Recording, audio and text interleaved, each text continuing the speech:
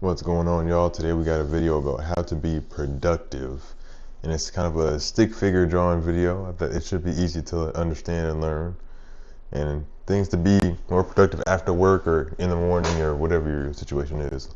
So let's get right into it. It's quite ironic when you consider it. Most of us spend our workdays dreaming about our free time. Yet when evening finally arrives, and this might resonate with you, we waste it. We end up Yep. Yeah, I do. Yep. scrolling mindlessly, watching random videos, or just sitting there, feeling too tired to do anything meaningful. Listen, Yep. I understand completely. I used to be exactly like that.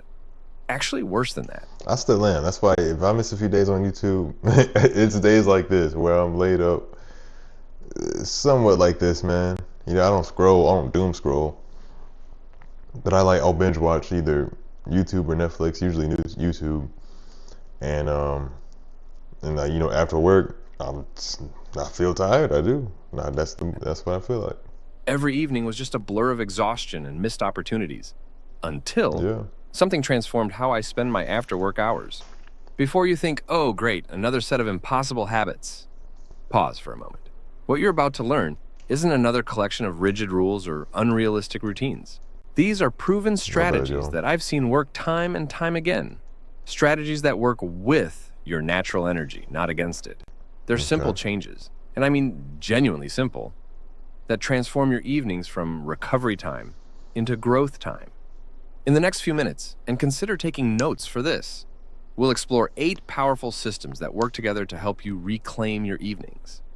We'll cover everything from energy management, which is different from what you might expect, to digital wellness, from psychological techniques to practical habits. Basically everything you need to turn your evenings into the best part of your day. And I mean that. Chapter 1. Routines and Structure.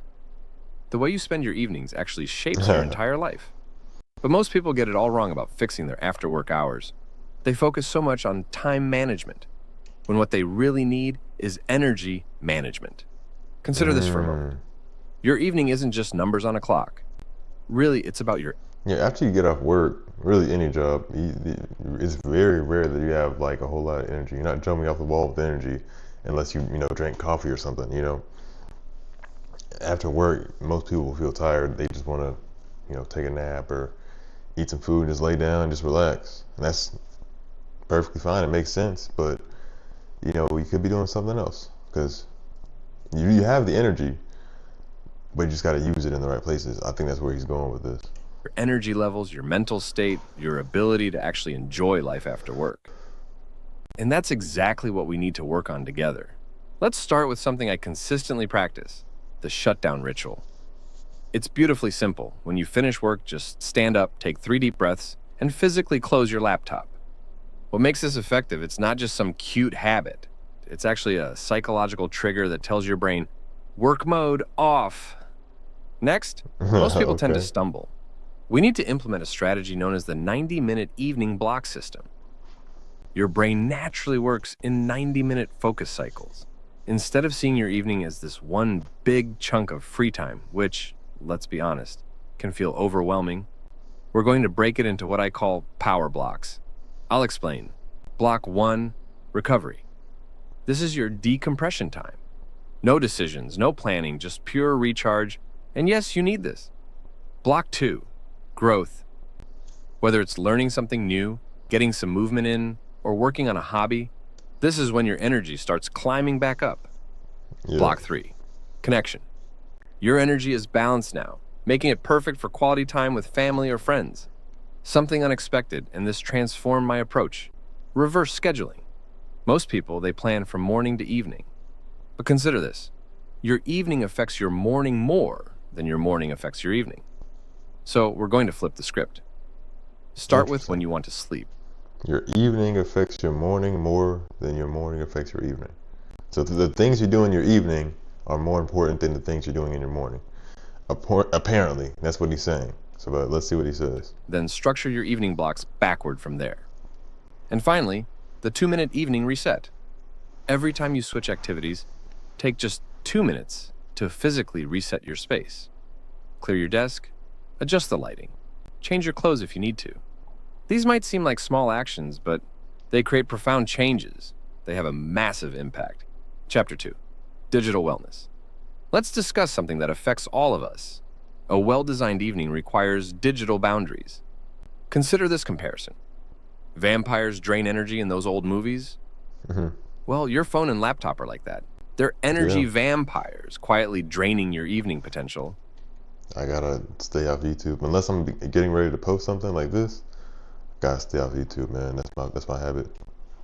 I'm going to show you how to turn these devices from evening destroyers into evening enhancers.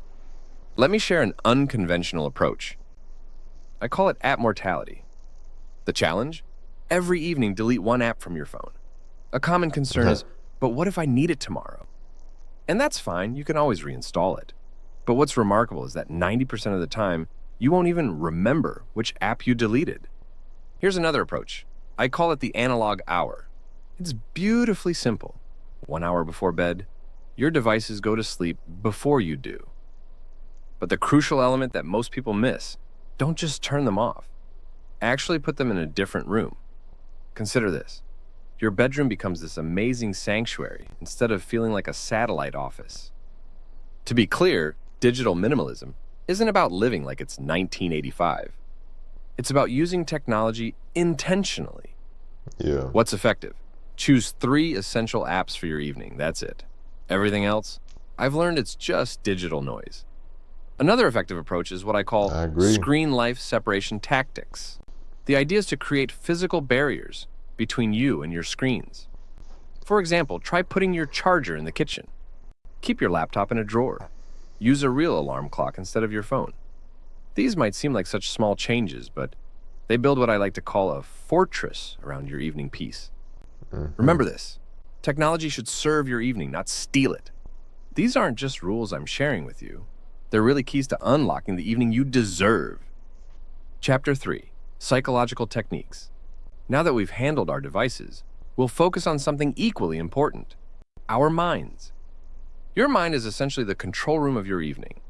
And these psychological techniques, they're not just tips from some book, they're real transformations I've seen work for your after-work hours, both in my life and with hundreds of others I've worked with.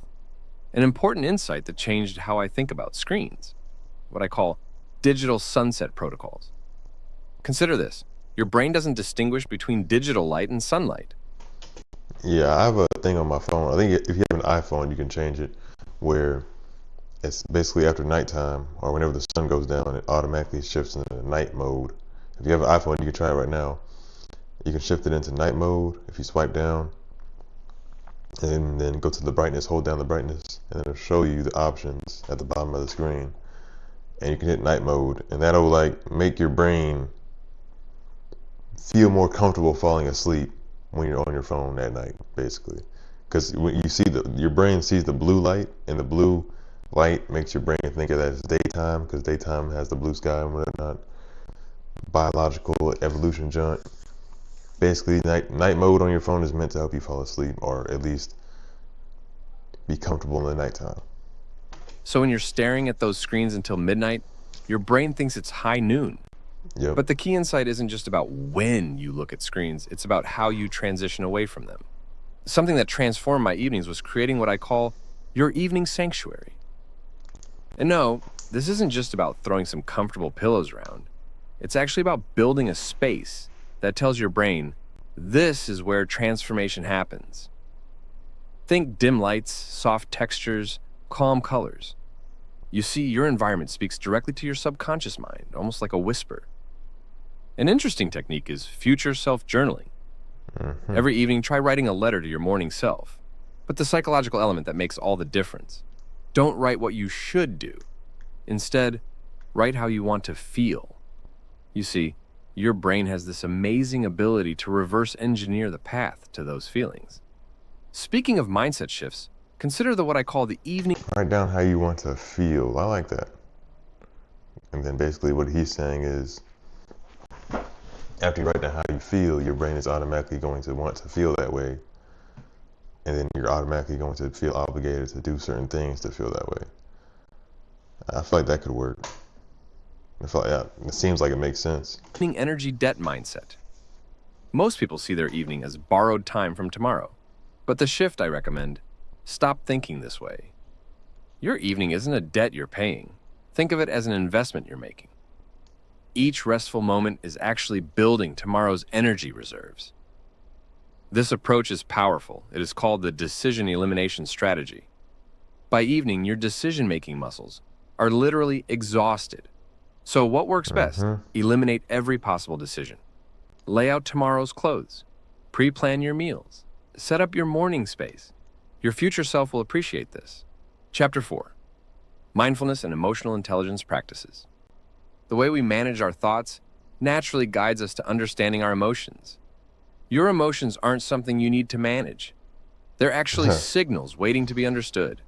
Interesting. And in your evenings, these signals become incredibly powerful tools for transformation.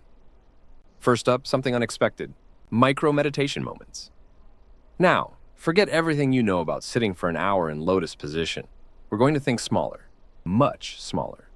For instance, when you pour your evening tea, and I do this every single day, just feel the warmth of the cup. Why is he standing like that? He's a stick figure. It don't matter. When you sit on your couch, notice 3 points where your body touches the surface. These tiny moments of awareness, they work like hitting a reset button for your mind. One practice transformed my evenings, and it is creating an evening awareness protocol. You see, most of us, myself included at one point, rush through our evenings on autopilot. But I discovered your evening has a pulse. Try this. Every hour, take just 10 seconds to name your current emotion. That's all, just name it. Don't try to change it. This simple act of naming emotions actually reduces their power. My current emotion, what would I say that it is? I'd say relaxed. That's my emotion most of the time. Power over you by 40%. This is where transformation happens. Present moment anchoring. Pick 3 everyday evening activities. Maybe it's brushing your teeth, washing dishes, changing clothes. These become your mindfulness anchors. When you do these activities, you're not just going through the motions, you're practicing presence. I've found that these mundane moments can become your most powerful meditation. Try practicing emotional energy tracking. Your emotions aren't random at all. They follow patterns, just like everything else in nature. Try this. Keep a simple energy scale from 1 to 10. Track it 3 times each evening. After 2 weeks, you'll start seeing your emotional rhythms as clearly as your daily schedule. The evening emotional audit might sound intense, but it brings freedom. Before bed, ask yourself 3 simple questions. What energized me today? What drained me? What surprised me? And importantly, don't write essays. Single words are enough. You're not analyzing here, you're just acknowledging. The most valuable lesson I've learned about evening emotions, they're not obstacles to overcome, they're messages to decode. When you start listening to them with curiosity instead of judgment, something incredible happens. They become your most reliable guides to a fulfilled life. Chapter 5. Social Strategies and Dynamics. Beyond all this inner work we've been talking about, there's another crucial piece of the framework: our social connections. Consider this: we talk about physical energy. Well, your social energy matters just as much. And mastering this aspect leads to creating evenings that fill you up instead of leaving you feeling drained and empty. Think of it this way: your social battery works exactly like your phone battery. Just like checking your phone's charge, you need to know precisely how much social energy you have left. Yeah, some people, if you're around the wrong people, they're going to drain that battery real fast. They'll drain that battery super fast. But if you're around the right people, they can probably, help charge that battery, Let's say you're feeling down and you hang around the right people, they could recharge that battery for you, man. Just being around the right people, being around the right energy, the right vibrations, you know what I mean? That's what I've come to call the social battery management system. Some activities actually charge you up, while others drain you down. Yep. The key insight is figuring out your unique pattern. Instead of spreading yourself thin, trying to maintain 20 different friendships, which I learned through experience doesn't work, focus on building 3 to 5 deep connections. Yeah. These people become your evening tribe. They're the ones who understand that sometimes you need connection and sometimes you need space. Also, an important aspect rarely discussed is energy vampires. And I want to be really clear here: these aren't bad people. They're just people whose energy patterns clash with yours. Try this. Do what I call an energy vampire audit. Start noticing which evening social interactions leave you feeling tired versus energized. Remember, this isn't about avoiding people. It's about timing your interactions wisely. The social recharge protocol works like a safety net. My observation shows for every hour of social interaction, plan 15 minutes of quiet time. Think of it like cooling down after exercise. You wouldn't just stop running and sit down immediately, right? You need to walk it off first. What shifted my perspective is that the connection productivity balance. What if connection is productivity? Those evening conversations might actually be recharging your creativity, problem solving, and emotional resilience in ways we never realized before. Think about mapping your social energy the same way you'd map a city. Some places naturally energize you, others drain you. Some people lift you up, others, well, they require more energy than you might have to give. And understand this, being selective isn't selfish, it's being sustainable. It's about creating evenings that work for everyone involved. Chapter 6. Creative Approaches for Habit Formation. Now that we've understood the social aspects, we can turn these insights into lasting habits. An insight from working with hundreds of people is that building evening habits isn't about forcing yourself to change. It's about becoming an architect of small, powerful actions that transform your life naturally. The key element being naturally. Try micro-habit stacking. Instead of trying to build one big, overwhelming habit, which never works, we stack tiny ones together. Each one should take less than 30 seconds. That's the optimal time. It works like this. When you walk through your front door, hang your keys, take off your shoes, and change your clothes. See what happened there? 3 micro habits, 1 natural moment. Something significant that's what I try emerges. to do, man. I try to get all the stuff that's going to prepare me for tomorrow. I try to get that done as soon as possible so I don't have to worry about it tomorrow. And as soon as you get off work, do all the complicated stuff right after you get off work. So that way, in the next day, you're already prepared for everything. You don't have to use up all your energy to get things done. And that way, it's a repetitive cycle. You're already prepared for the next day and the next day and the next day. And of course, you should give yourself off days as well to prepare for even more things. But definitely, while you have energy, get the difficult things done. That's what I found helpful. When you find your evening keystone habit. Think of it like the first domino that makes all the others fall. What the heck is that? For me, personally, Bro, what? Am I seeing that right? habit. Think of it like the What is going on? That's not a real thing. Is first it? domino that makes all the others Oh fall. my gosh. For me, personally, it's making a cup of tea. Such a simple thing, right? But this simple act sends a signal to my brain. The evening transformation begins now. And from there, everything else just flows naturally. Most people make this mistake. I certainly did. They try to stick to one hobby every evening. That's essentially like eating the same meal every single day. Instead, Yeah. try creating a wheel of 4 different activities. Reading, drawing, music, crafts, whatever speaks to you. Rotate through them. Your brain absolutely loves this variety, and it completely prevents evening boredom. Another thing you can try is the daily experiment protocol. It might sound like something from a science lab, but it's incredibly playful. Each evening, try one tiny new thing. Maybe sit in a different chair. I started doing this and it changed my perspective. Use your different non-dominant hand for something simple. Play music you've never heard before. These small experiments, they keep your brain flexible and your evening. I like listening to new music. Definitely like, even if, whether it's good or bad, I just like listening to new music. It definitely, I can understand the refreshing part that he's talking about, the refreshing part for your brain, for sure. Just doing new things in general is always a good thing. Evenings interesting. This is where real impact occurs. Creative cross-pollination. Start letting your evening activities blend together naturally. If you're learning guitar, try doodling the chord patterns. If you're reading, actually act out the scenes when you're alone. I found that when activities mix like this, your brain creates these amazing new neural pathways. Evening boredom, it becomes literally impossible. And finally, a valuable lesson I wish I'd known years ago is to embrace the idea of a creative fallow period. Sometimes your evening energy will be low. But here's the thing, that's not failure, it's actually your brain's natural reset. These quiet moments aren't empty at all. They're like a field resting between harvests, preparing for your next creative burst. Chapter 7, Energy Management, Cognitive and Physical Optimization. All these habits we've been talking about, they need energy to sustain them. Yeah. Consider your brain and body as the power plants of your evening. And what's notable, understanding how to manage them changes everything about your after-work hours. First, movement snacking. Now, forget about forcing yourself into a full workout when you're already tired. Instead, we're going to take tiny bites of What the movement heck is throughout your that? evening. It's straightforward. Stand up every 30 minutes, stretch for 60 seconds, do 5 jumping jacks between tasks. And the important point, these aren't exercise, they're energy boosters. I've observed something noteworthy about evening energy. It follows I think he's kind of getting the words mixed up. It doesn't those wouldn't give you energy because it takes energy to do those things.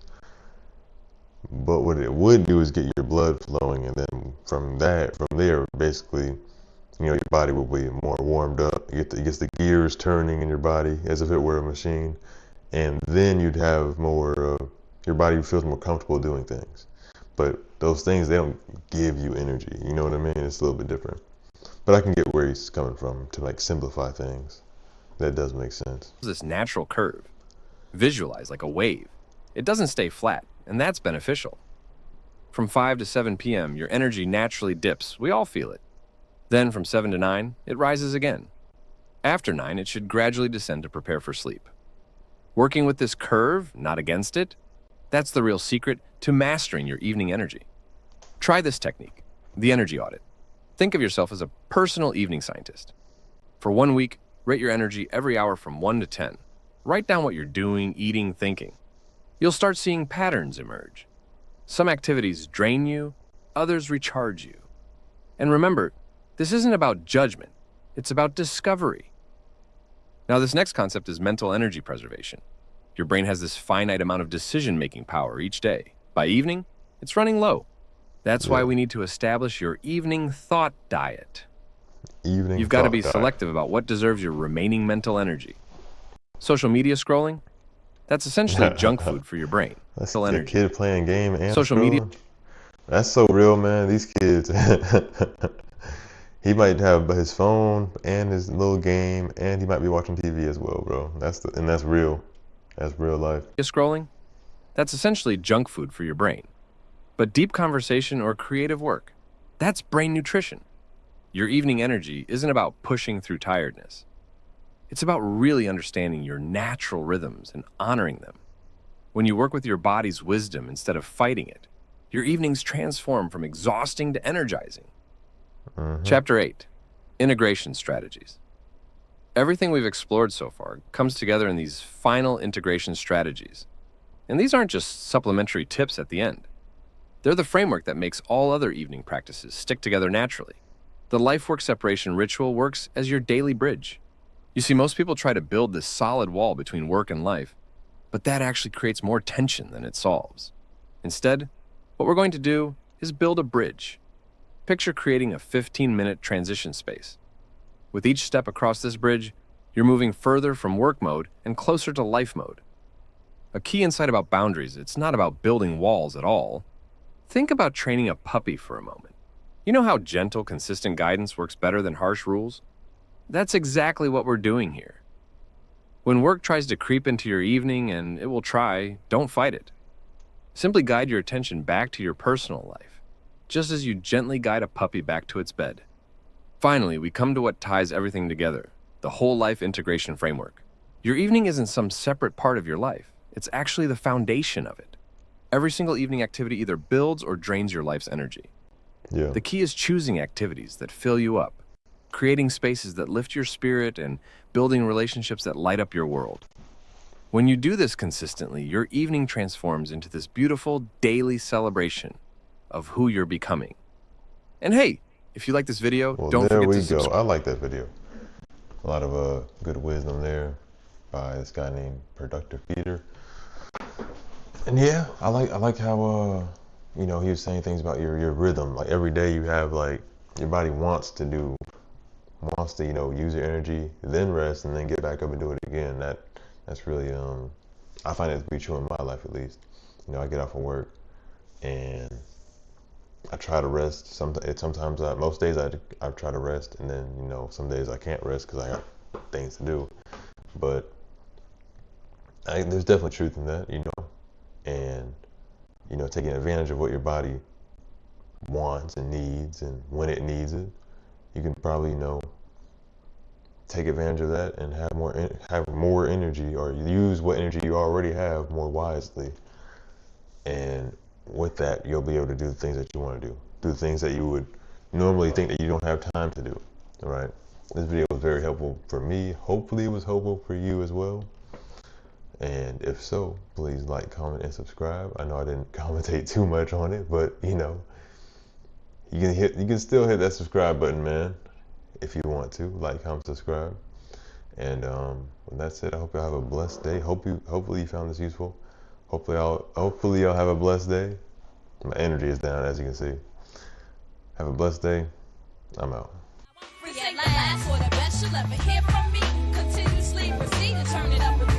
That same ABMC melody you always love feels so good you can't get enough. From end to end.